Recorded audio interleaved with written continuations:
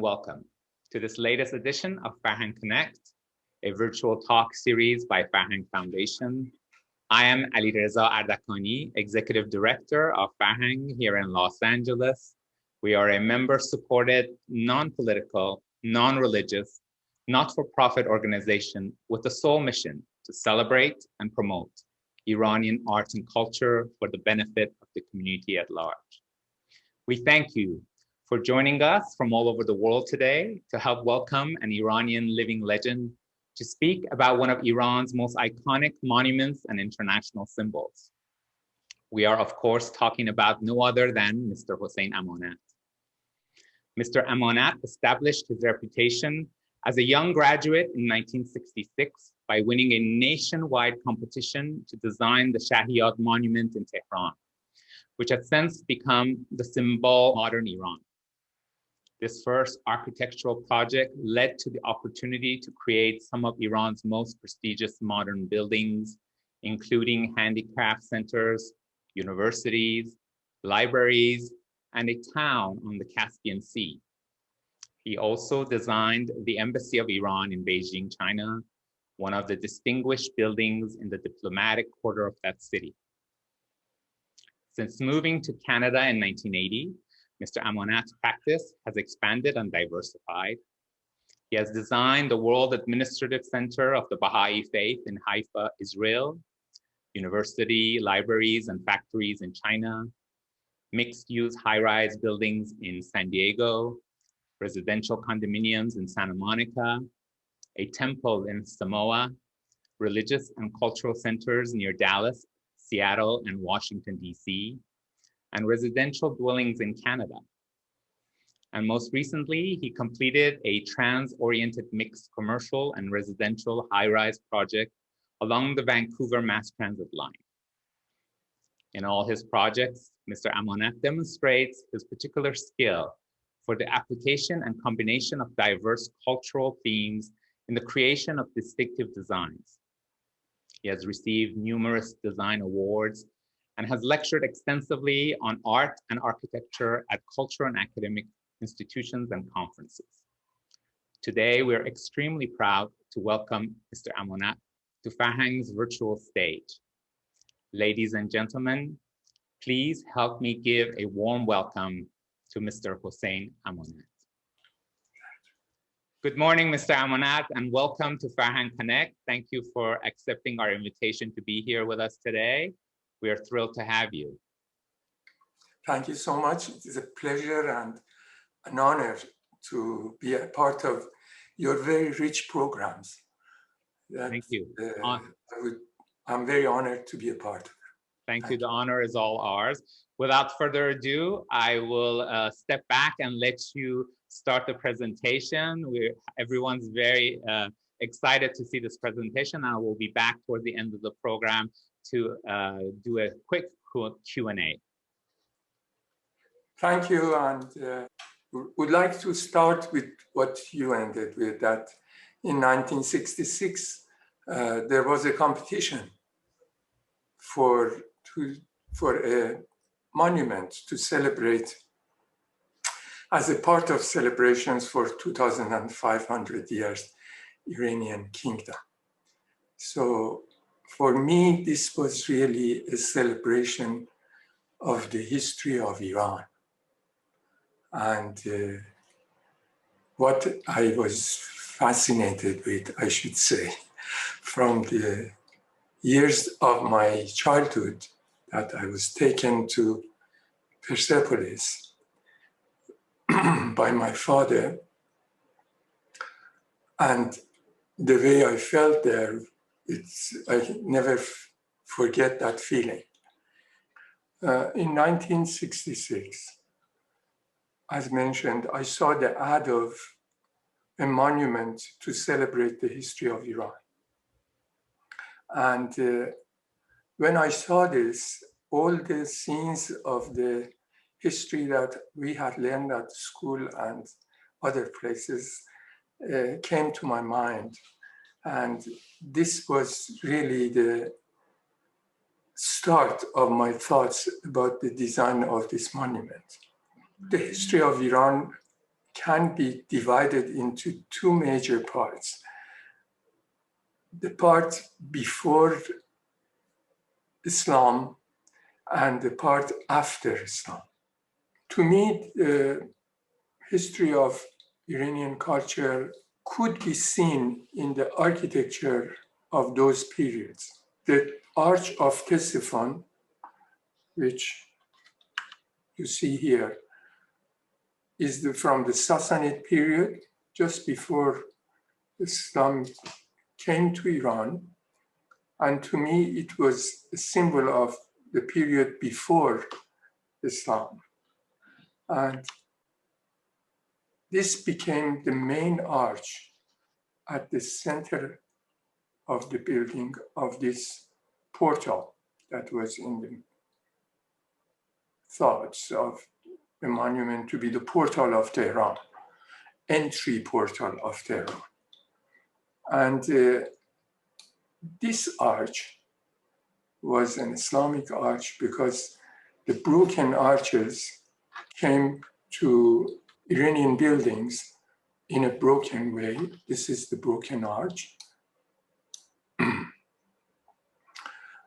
after Islam. These two arches, this one and this one, they are referring to these two periods.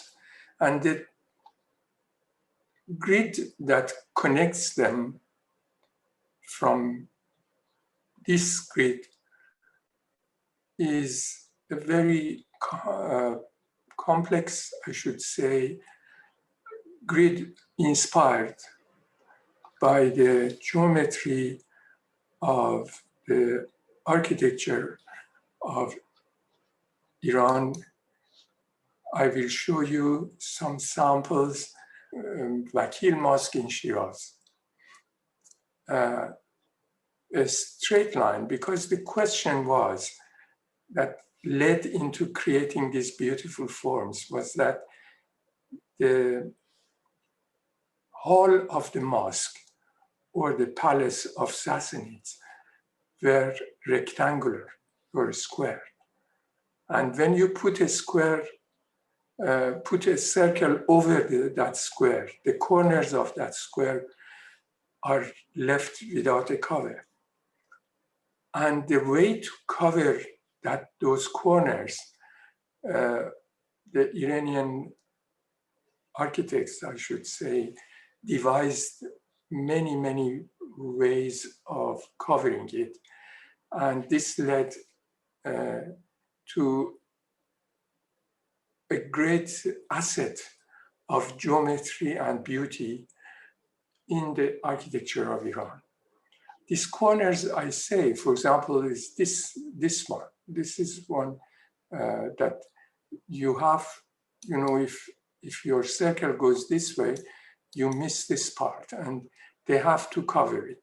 Now, in this picture, you see a straight line and then you see a circle at the top.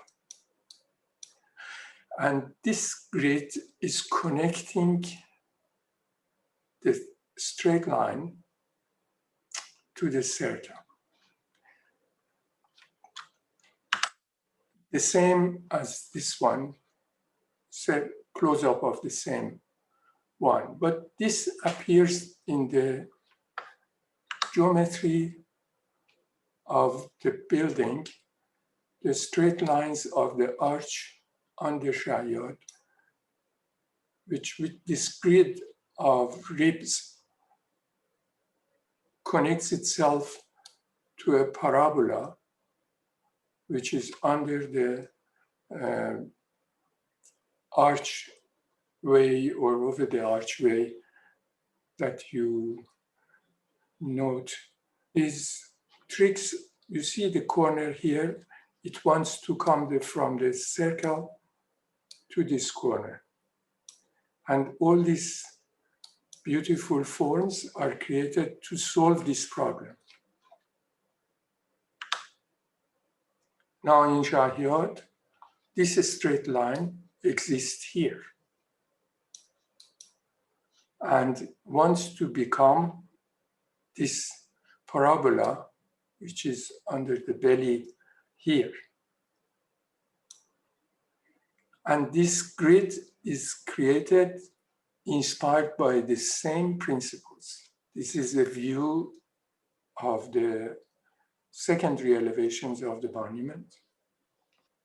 And I will explain later on how these lines that are created on these warped surfaces, they end up to these windows at the top of the tower, and they carry a very important theme of Iranian architecture, which is the turquoise ceramic work on the domes of all the mosques, most of the mosques, and the same color and material comes to this part.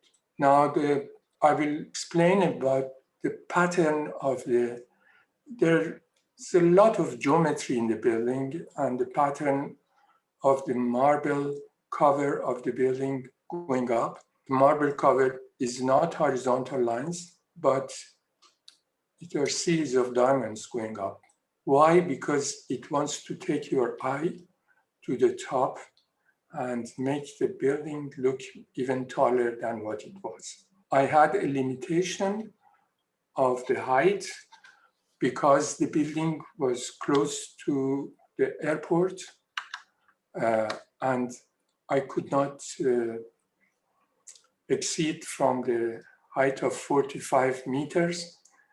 Therefore, any trick should be employed to make it taller than it was.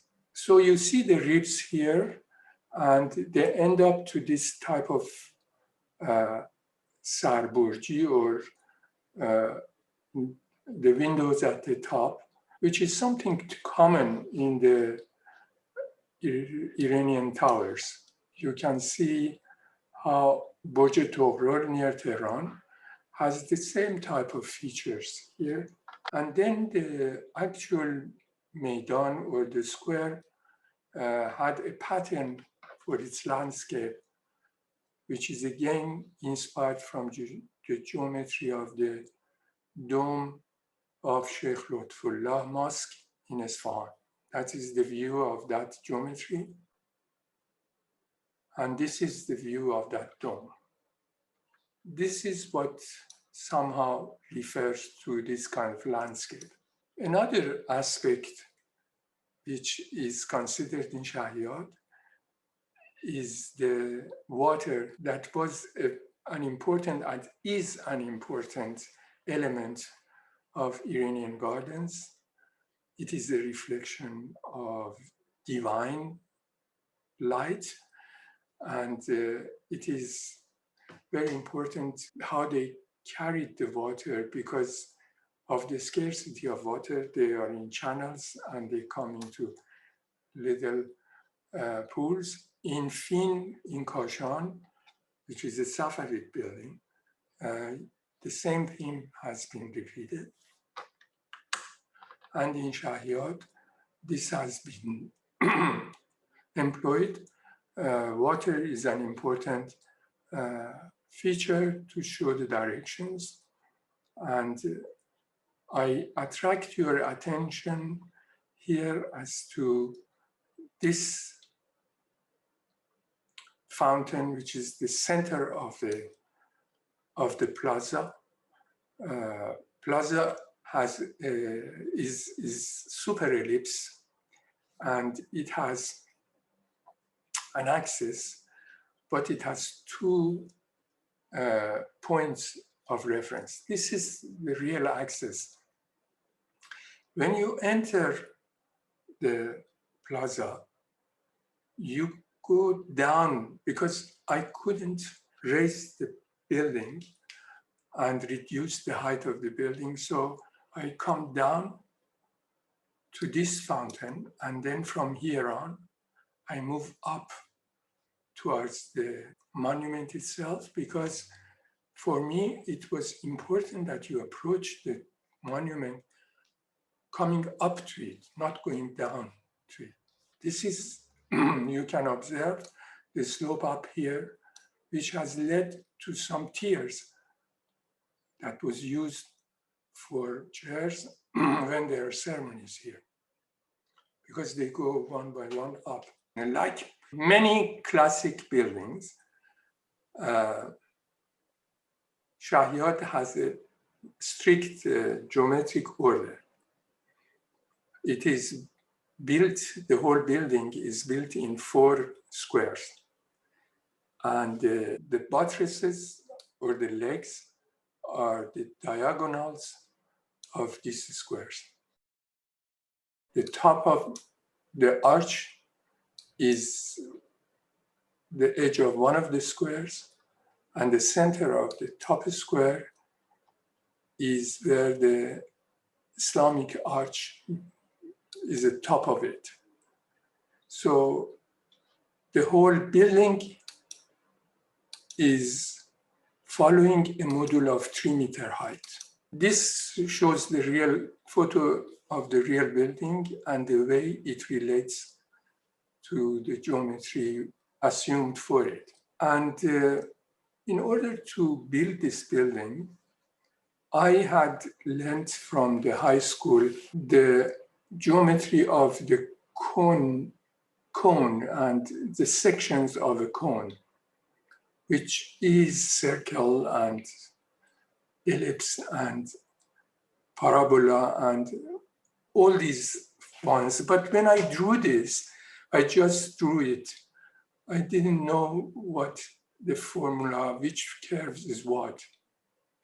When we wanted to build it, we had to define it. So with the help of the structural engineer of this building, which was of Arab and Partners in London, that I found them because of the Sydney Opera House that I loved so much. To me, it was and is a masterpiece. And they had helped realization of that monument. So when I was assigned to be the architect of this building, the first thing I did was to look for structural engineers. And this led me to Arabs, that their role in creation of this building is major. They found the formulas of these curves, and they put in their computers that those rooms, their computers were one big room. They defined every 30 centimeter of the section of the height of this monument. And they came to Iran to decide about how to build it. And in their visit to Iran, they saw the masons, how they build brick by brick. And here we thought of an idea to have the stone of the building, like those bricks, we put them all on each other and we poured the concrete at the back of that stone. Usually when you want to pour the concrete, you need 2 surfaces that they usually do it in wood or metal. Here, I could do one in stone and the other one is in wood. So when you go inside the legs of Shahyad, you will see the exposed concrete. But this picture shows the pieces of 25 centimeter thick stone that are held with these metal holders, and the rebars are put at the back, and the concrete is poured against the stone. This is a 3D section of the building. I just thought it helps for you to visualize what is inside the building. This is the main arch, the vault, and this is the slab over that vault. And I will show you some views of that. And another slab above with an opening in the middle. And then when you stand here, you can see this dome, which I will show how it was built. So this is the space, this being the main vault or the archway of Shahyad. And this is the slab over it, which is like a bridge. And this is the opening in the next slab. And you can see the dome over it up there. So these are the ribs that they hold this slab of this floor. And these are the windows that exist in the ribs of the vault, through which you can see outside. That means if somebody is here, through these openings can see the garden below or the street on the other side. This is the elevators that takes you to the top of the tower. It's the entry to the staircase and the view from the landing of the staircase to this space. There are 4 elevators in Shahyad. I will explain that later on. This section shows the 5-meter high foundation hall, because we had to go down for the foundation to get to the right ground. So we kept this space, and it's a museum now. It's really the entry hall of the monument altogether. And this is a view of this museum in the level of foundation, which is fair-faced concrete. When they opened Shahyad, this window was holding a scroll of Cyrus the Great about his Declaration of Human Rights, which was borrowed from British Museum. This drawing shows the elevators and the landing level. Because of the curve of the building, you can't have one elevator going up. So there is 2, and there are several stops until you get to the top.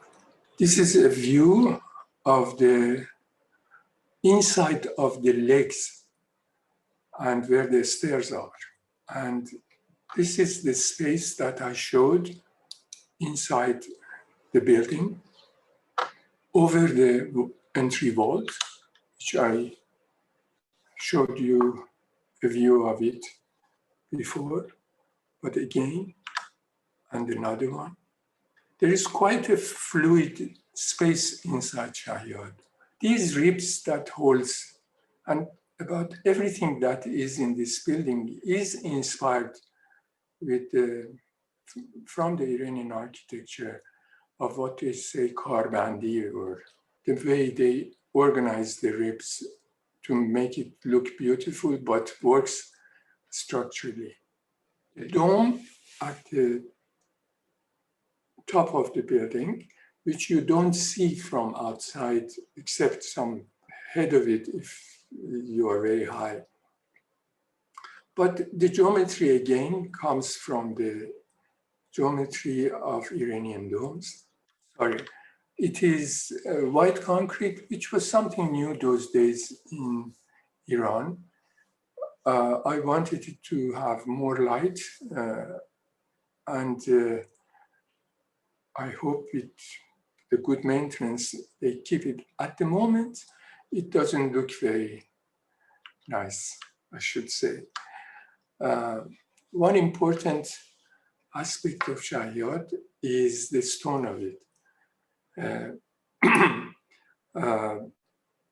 I think from the point of view of stonework, it's a unique work, and it's of great importance. Part of it, I will tell you why. First of all, because of the size of the stone that we achieved in from the quarries of Iran within 4 hours from Tehran. This stone, which is 1.62 meters by 3.20 meters or something, it is taken out from a block which is 6 meters or 5.5 meters long. This shows how rich the quarry is to produce such a white, even stone. It is one symbol of the resources, the rich resources of marble and stone in Iran. I will talk about it. This is the way the first row of the stonework has started. This gentleman in front is my dear friend Monu Iranpur, who was an architect and my classmate, and I never forget him and his contribution in this project. Apart from him, I have Ruhollah Nikhesal, who is an architect now, and he has had a major role in defining the geometry of this building. And Saeed Khorramian, who passed recently, he was my architect on site, again, a classmate. You can see the stone here with stainless steel anchors that are ready to go inside the concrete that is poured against the back, which is a roughened back of the thick stone. This is a picture showing the way the diamond-shaped stone is moving up and the way the ceramic work in the joints has been affected, and they haven't really repaired it, unfortunately. That's the nature of مقرنس کاشی مقرنس, which is different small pieces that is taken out from big piece. And they are very vulnerable to cold and heat. This is the formwork that they created. We made this form to define the geometry of the vault that you see, the main arch, and the stones that creates that grid of ribs. Every centimeter of that was defined on the formwork. And these are the stone people who carved the stone. I want to say it is important to know that the resource of this, there are thousands of pieces of stone on the building, and each of them is different to the other. Only 2 of them, that means you find one more to be similar to the other in the building. They are quite different, and they are all warped, that they turn. It's not a straight surface that you can cut it simply with the cutter. You have to carve it to create that warp. And these are the people who did it. He is the head of them, and these are the rest of the workers. Not all of them, but the site, that means the square of Shahyad, was where the stone cutting machines were installed. And the large pieces of stone arrived to site, and they were cut into slabs and then shaped by these people. I will show you, you see what they have written here. It is number 25 or something from the row of 6. All of them are carved to the shape necessary to fit the overall shape of this surface. Mr. Mohammad Pourfathi is the contractor of the project. The company was called Shahyad Monument, the company called MOP, and Mr. Pourfathi has a great role in the creation of this building, not only acting as a contractor, but because of his character of being so helpful and detached person. Because building a building like Shahyad, you can never have everything in the drawings. There are lots that happens on site when you change it. You see it and you want to change it. And he was most helpful, because if I had a non-cooperative contractor who was only thinking about financial gain, I would not get to this result. He was so kind and helpful, and he allowed us to do what was necessary. Mr. Iraj Haqiqi, he is, I think he's only 1 year older than me. I was 24 and he was 25. But of course, when the building started, it was 3 years after. I designed it when I was 24. But I want to say that Iran had talents like him, who was in charge of the whole project. He devised how to pour concrete. He devised how to cut the stone, and he managed all the forces under him. I'm always thankful to all of them. This is Ghaffar, Ustad Ghaffar Dawarpanah. He was in charge of the marble. He is the one who made ways for the stone workers to understand how these warped shapes should be carved, because he had a background like them. And this is Mr.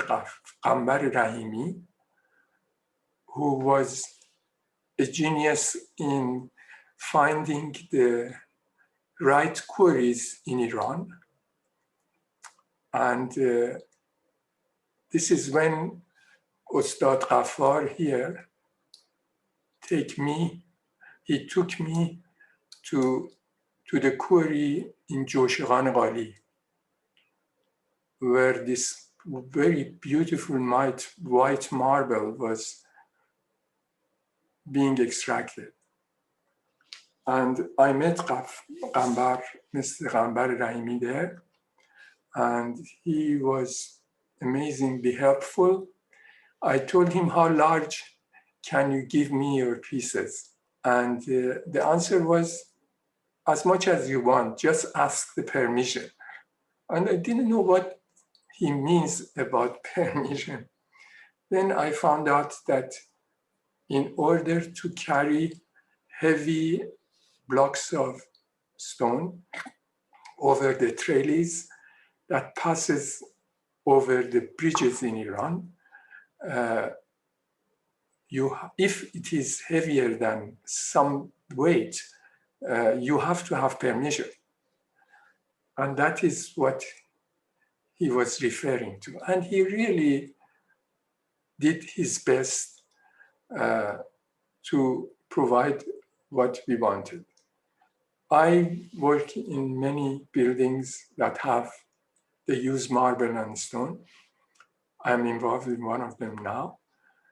And my limits are something about 1.80 meters or 2 meters, the most 2.30 meters.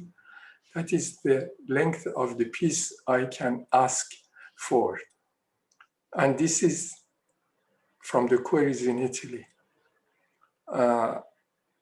And here, 50 years ago in Iran, we had a quarry that could provide pieces that large, thanks to the ability of this man.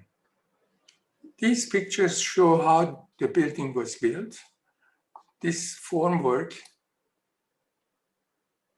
is the main word at the center.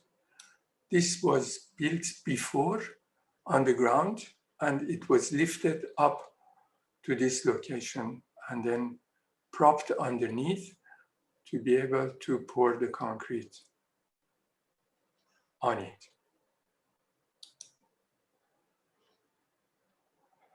You can see again how the stone is against the rebars or the metal bars to be ready for pouring concrete. This is when they are pouring the main vault.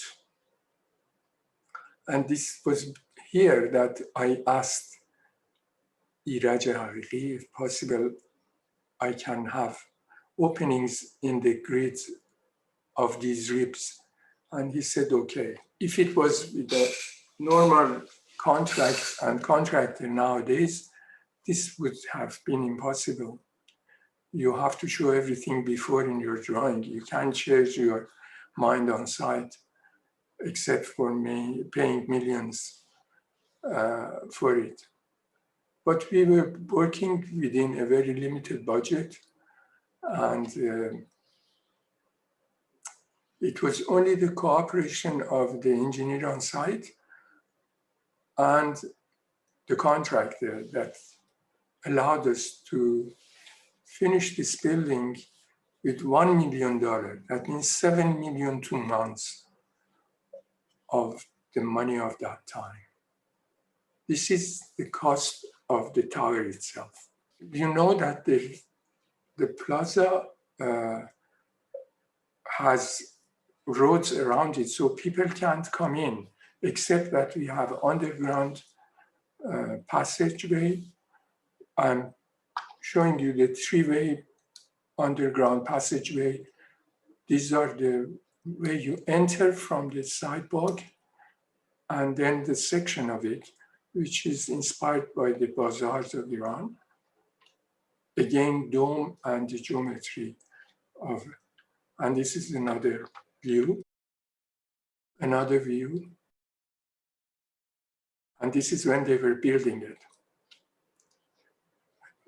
So you come from this side and you enter to a staircase that brings you to the plaza.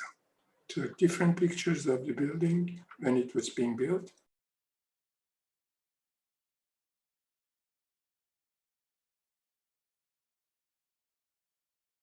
This is the formwork that was done on the ground and then taken up.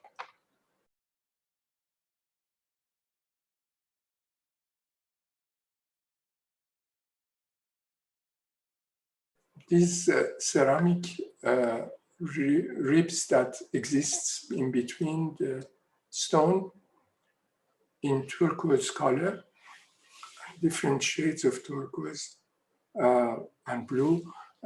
I looked at it first in a very traditional design, as you see here. And I didn't like it when they put it there. So I changed it to a different pattern. This pattern is more kind of contemporary, modern design, inspired by the patterns that you find in the brickworks and in mosques of Iran. And this is a watercolor that I did, which led into creation of these ceramic tiles.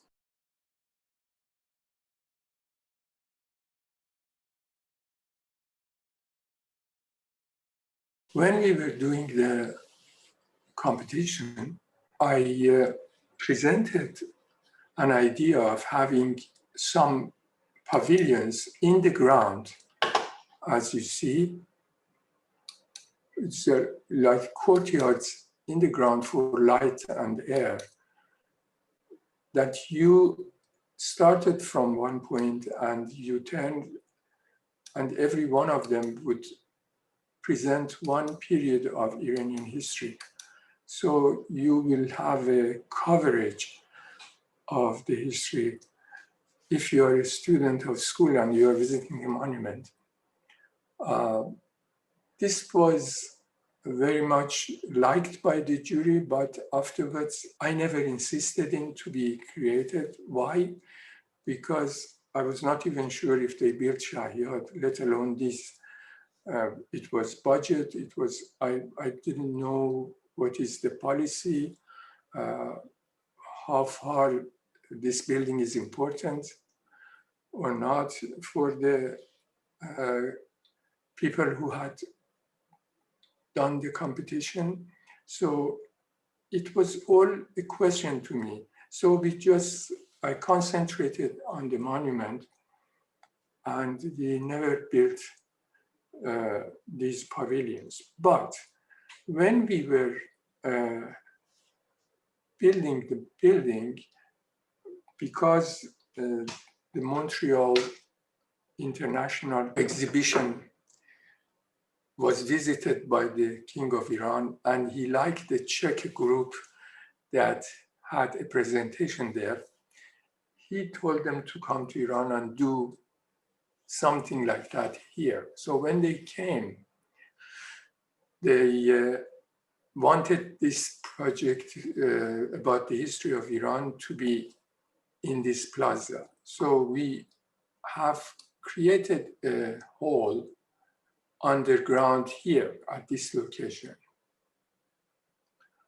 in which you have an audiovisual program which goes through all the periods of Persian history. After the building was finished, I think about 4 years after that, they decided to add some more halls and exhibition for this Czech group.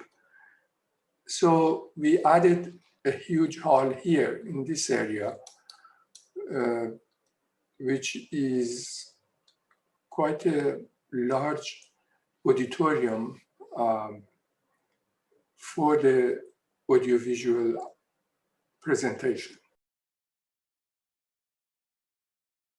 This is the area where this audiovisual hall is.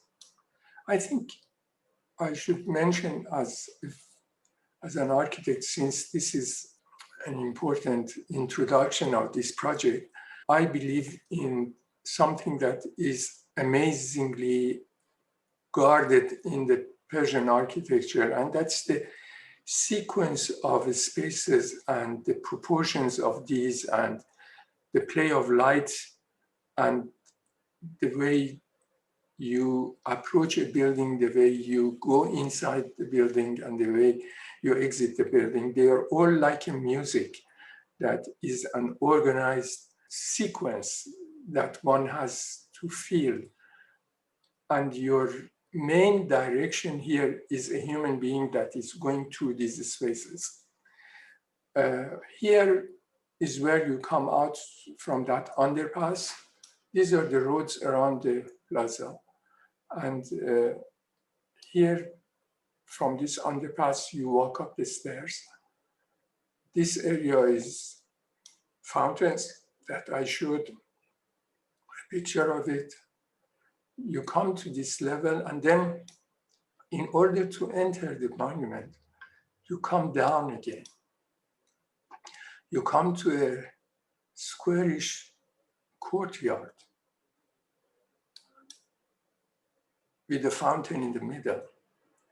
And then from that courtyard, you go to a tunnel that leads you to the hall under the foundations of the building, that foundation hall that I shared the photo with. And after that, in the building itself, you see the same sequence of spaces, small and large, different proportions, like different notes of a music that are put together. And these are one of the early photos of Shahyad when the floodlights were all working. And a view of it at night, which concludes my talk with many thanks to all of you. Thank you. Thank you, Mr. Amanat, for this wonderful talk. It has been such a great gift for you to share your history and your process in designing this historical monument. It has been such a wonderful treat and gift to have you on this talk today. We have a lot of questions from the audience, but before we start running through the questions from the audience, I wanted to ask you, as somebody who was, like you said, 24 years old and you participated in this competition, how did that feel to be given such a humongous task to design this symbolic monument for Iran at such a young age as somebody who just graduated? Did you feel the pressure or the weight of the project at the time, or what were your thoughts? Of course, there is always a pressure, I should say. When you design, there is a much more forceful pressure on you to grab that idea from these dark clouds, and you don't know where is it, and you try to capture it. Yes. This is the biggest tension that you have. Therefore, the rest of the tensions are secondary to it. They don't look as bad. And I think I had this concern always when it was being built, that they may not want to build it. But when they signed a contract with me, which I remember that day very clearly, in Shurای Jashnab, the council for the celebration of the 2,500 years of Iranian kingdom, the two officials of this council that they signed the contract with me, I told them that, do you know, this contract is not, they thought, I said, it is very important for me that my vision and dreams are being realized now. And this is the important aspect of it. The financial aspects are all secondary. And they were wondering why I said that, because I really, for me, the priority was to build this vision of mine, which was related to my country and the dreams I had about its history and culture. We are a very special, without any prejudice, Iran is a very special location in the history of the world. Yes. In terms of its culture and especially its literature. The literature, I say, it takes over from everything else, but then architecture comes in. To my belief, architecture is very rich in Iran, and there are millions of lessons to be learned from it.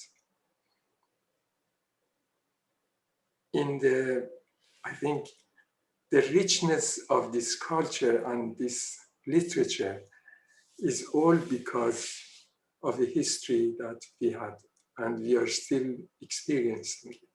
We go through dark and light periods, and that has created this richness in the culture of Iran. And it's amazing how this monument has, survived and become such a symbol of Iran throughout the years since it's been built, and continues to be a symbol for different movements and different projects and different ideologies, but it's always consistent that it's always the same monument. So it really goes to your vision and your exceptional design. We have a lot of questions, so I want to get to as many as possible. One of the first questions was when you were designing or drawing the first sketches, did you have any idea that your design would become one of the most iconic monuments of Iran's modern history? No way. Even the time it was being built, people didn't know what it is. And it was not there until those floodlights went on. The last one of the one before last slide that I showed you. Yes. Nobody knew what it is. And for me, it was just the project that we had done. But it is the attention of the people of Iran that has brought it to this level. I don't think it is my skill or anything else. It is the love that went into it when it was being built by the builders, by all those workers that I shared the photos of. I think that radiates from that building. I think you're being very humble, but I think that's a wonderful answer. You mentioned that when you participated in the competition, you didn't know or that the monument would even be built. What gave you that idea, or was the competition just an abstract competition, or at the time was it definitely a plan to build the monument? It seems there was a plan to build the monument, but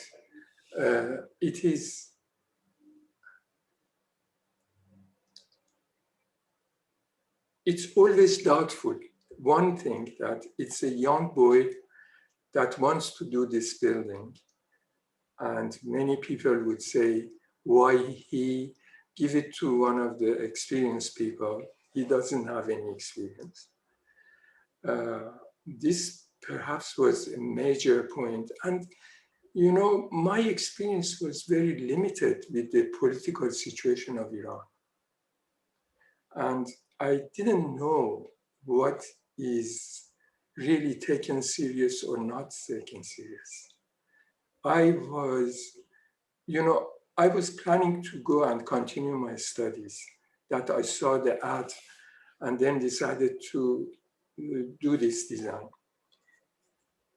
And then waited for a while to know what is the result. When I found out that there is a winning result, then I thought, well, I have to see. And I didn't want to go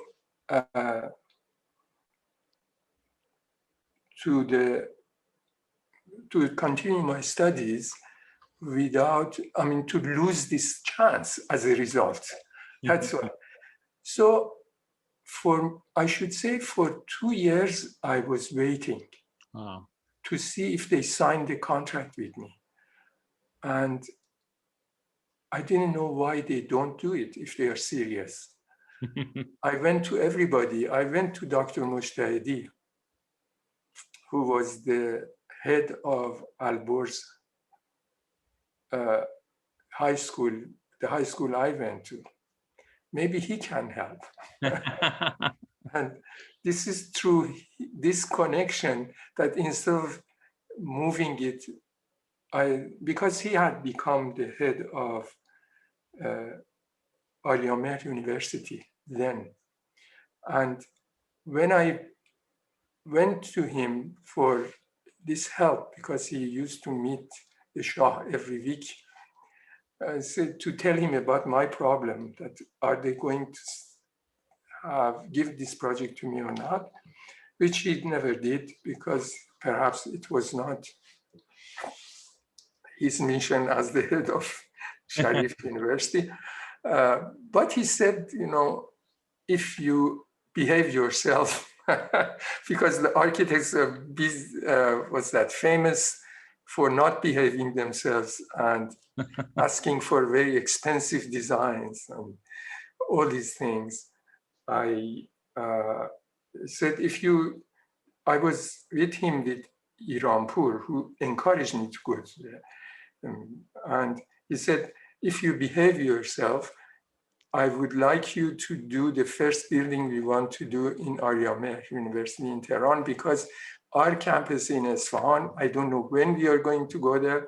We have been given an old high school here, and I want to build a general classes building and a library at the beginning of it until we know where we are going. So this was my first commission from him. That was before Shahyad? Yes. Oh. Yes. Because he said, when we started to do it, we did have only 3 months to design and 8 months to build. Wow. Yes, because they were in a rush. And that is the way Dr. Mushtedi used to work. And so we designed it and he built it, the committee built it.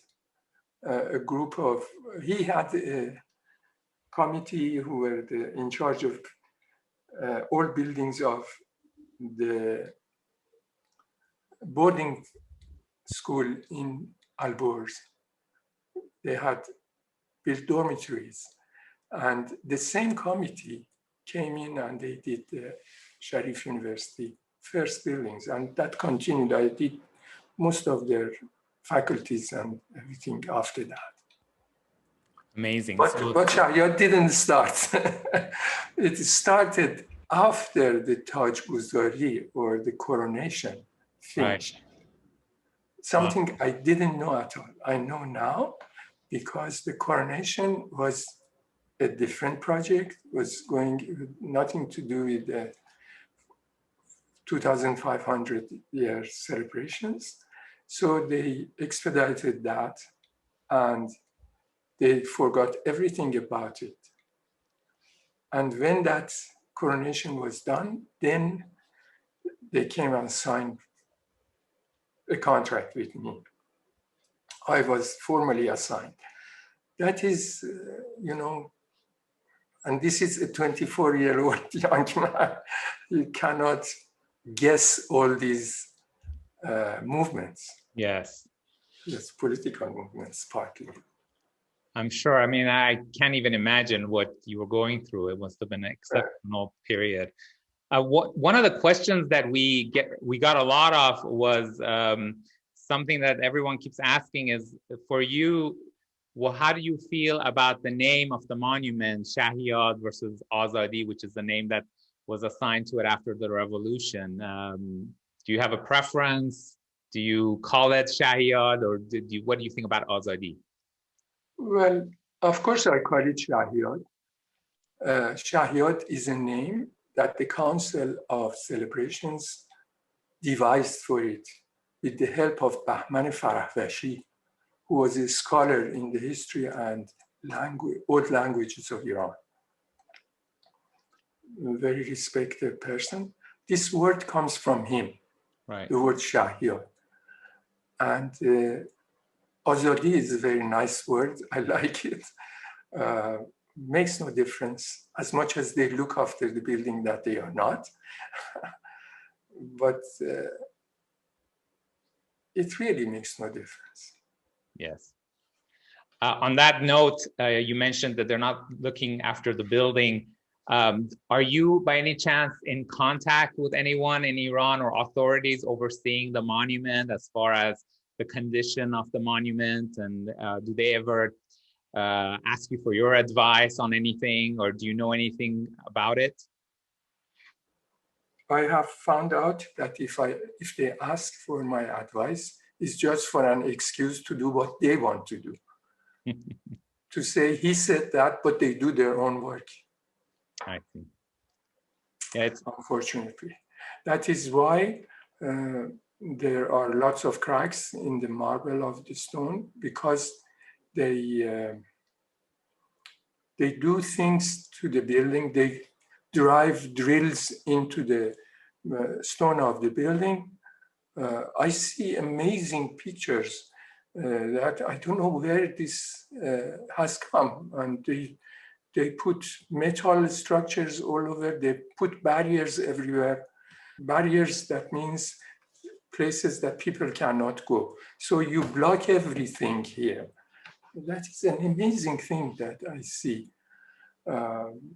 Metal fences everywhere and even covers. Over that dome, which is a ceramic dome at the top, yes.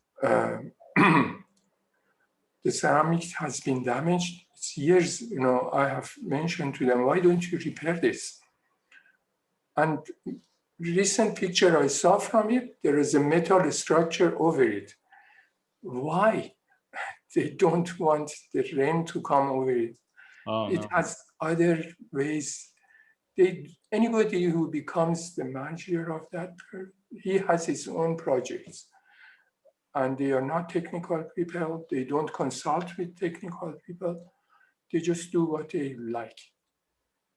And this has damaged the stone of the building. And I hope not the concrete. It is very unfortunate. It has a lot of maintenance, important building like this. Yes. Yes.